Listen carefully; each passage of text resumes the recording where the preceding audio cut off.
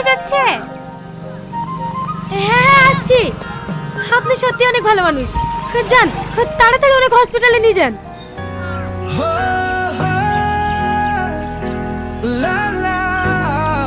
আরে আরে, case file part 1-এর সেই হাড় হিম করা শেষ দৃশ্যটি কি আপনাদের মনে আছে, যেখানে সালমার চোখের পানি আর টনির সেই রহস্যময় চাহনি আমাদের সবাইকে স্তব্ধ করে দিয়েছিল? আপনারা হাজার হাজার মানুষ কমেন্ট করে জানতে চেয়েছেন এরপর কি হবে।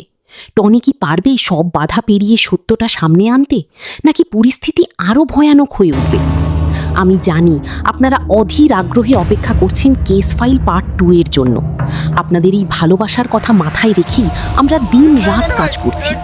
এবারের পর্বে এমন এক রোমহর্ষক মোড় আসতে চলেছে যা আপনারা কল্পনাও করতে পারবেন না।